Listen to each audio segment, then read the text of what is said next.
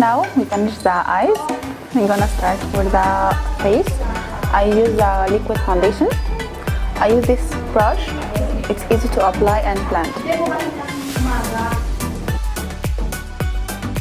And I'm gonna use the contour. I use this brush and your brush also to scrub the face. Now I'm gonna use the highlighter. I use the firm brush. It's easy to apply.